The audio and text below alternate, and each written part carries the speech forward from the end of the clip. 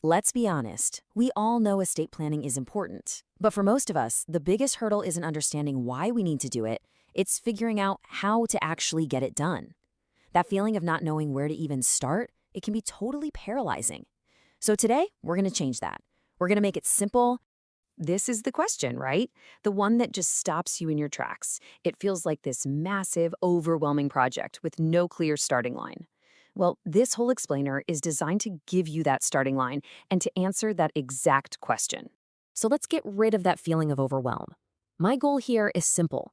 By the time we're done, you'll have a clear, totally manageable path forward to get your estate plan done one simple step at a time. Okay, let's dive in.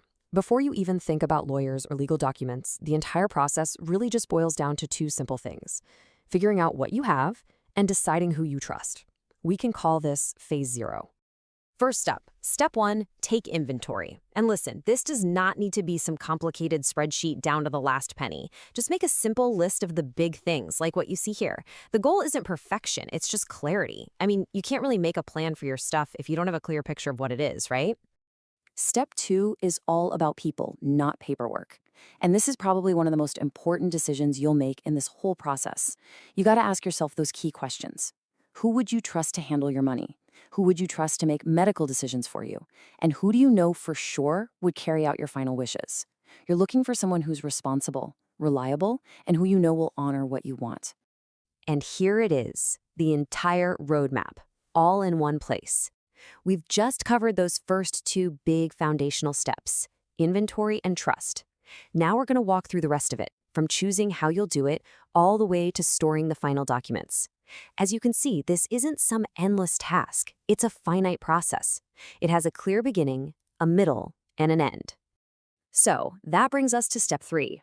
Once you know what you have and who you trust, you've got to decide how you're going to create the actual legal documents.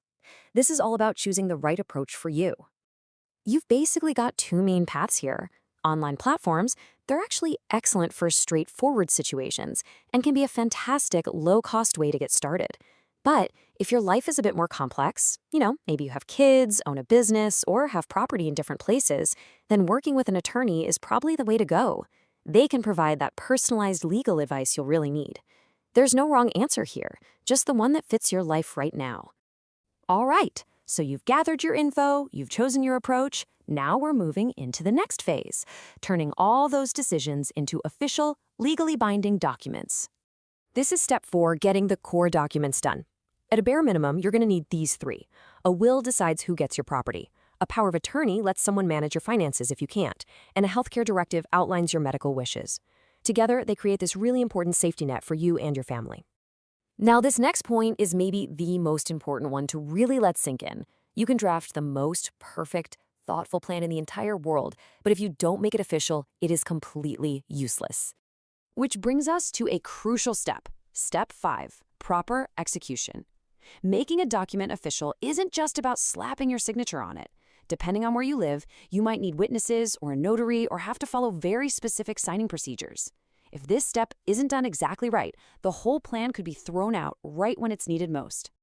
And now for step 6. Once everything is signed and official, please don't just shove it in a random drawer and forget about it.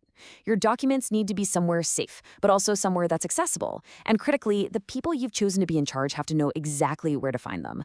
A plan only works if it can be found. And finally, step 7.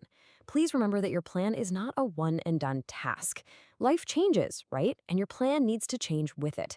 You don't have to look at it every single year, but you should absolutely revisit it after big life events. Getting married, having kids, buying a home.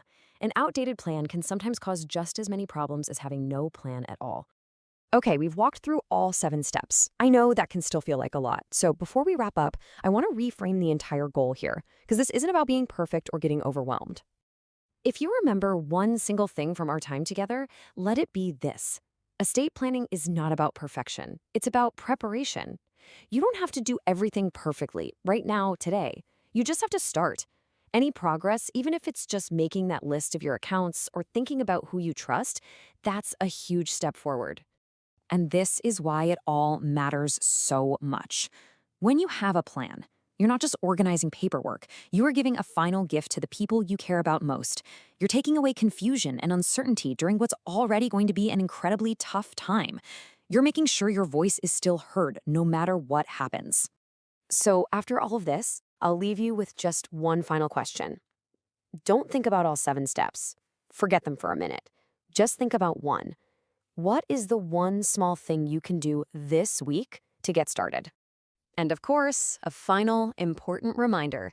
This explainer is for informational purposes only, and it is not legal advice. For guidance on your specific situation, please be sure to speak with a qualified professional. Thanks for tuning in.